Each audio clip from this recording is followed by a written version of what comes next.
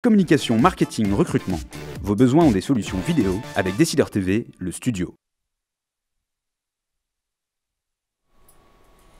Bonjour à tous et bienvenue dans notre duplex bourse du vendredi 7 mars 2014. On se connecte comme d'habitude avec la salle des marchés de Bourse Direct et notre expert Jean Amar. Bonjour Jean. Bonjour Nicolas.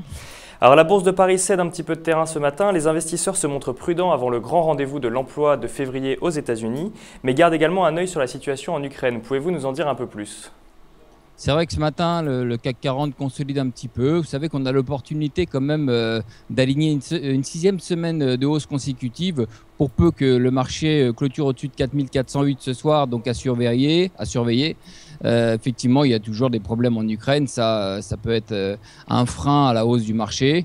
On a eu ce matin un chiffre sur le déficit commercial de la France qui s'est creusé en janvier à 5,7 milliards d'euros avec le recul des exportations de produits manufacturiers. Voilà, c'est tout ce qu'on a eu ce matin, c'était quand même relativement calme et ça reste calme. Une séance calme, mais alors dans ce secteur, quels sont les supports et résistances à surveiller aujourd'hui ? Alors en intraday, on surveillera 4400 points sur lequel le marché est ancré depuis ce matin et surtout 4376 à tenir si on ne veut pas qu'il y ait une correction qui risque de nous entraîner sur les 4340 voire 4320. On passe maintenant du côté des valeurs. Jean, quelles sont celles qui ont retenu votre attention ce matin ? Alors ce matin, on a appris que Ciment Français faisait l'objet d'une OPA par sa maison mère Ital Cimenti, qui a annoncé une OPA donc simplifiée sur les actions qu'elle ne détenait pas. Le prix proposé est de 78 €, ce qui représente une prime de 19% par rapport au dernier cours, au cours de mercredi.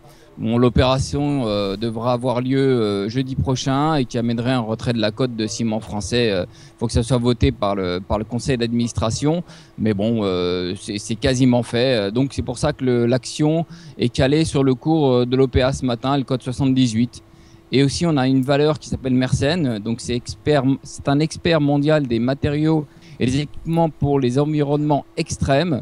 Bon, c'est particulier bien sûr. Qui est toujours entouré après avoir publié ses résultats hier. Donc le résultat était sans surprise, mais les perspectives avaient été revues en hausse. Et c'est pour ça que le titre s'était bien repris hier et il continue ce matin parce que donc, la Société Générale a relevé son conseil sur la valeur. Elle est passée de conserver à acheter. Le titre avait été sanctionné en début d'année suite à l'annonce d'un recul de 7,7% de son chiffre d'affaires et de l'annonce d'un lancement d'un plan Transform qui n'avait pas convaincu à l'époque les actionnaires. Donc elle se reprend bien, ça peut être une valeur qui repart à surveiller, donc recovery quasiment, une valeur qu'on aime bien en tous les cas. Et on se tourne pour finir vers Wall Street qui a clôturé hier sans réelle tendance. Le Dow Jones finissait en légère baisse tandis que le Nasdaq gagnait un peu de terrain. On le disait tout à l'heure, les investisseurs ont les yeux rivés vers les chiffres de l'emploi de février aux États-Unis. À quoi peut-on s'attendre à l'ouverture cet après-midi ? C'est vrai que Wall Street a clôturé en ordre dispersé hier. C'est vrai qu'il y a eu l'échec du dialogue entre Barack Obama et Vladimir Poutine sur la question de l'Ukraine. Donc ça, si vous voulez, ça a été peut-être un frein aussi à l'évolution du marché américain hier. Donc on a des statistiques de l'emploi cet après-midi très intéressantes à surveiller puisque ça va être déterminant pour la suite du tapering. Vous savez, la réduction du Q3 qui a commencé déjà, qui est bien en place.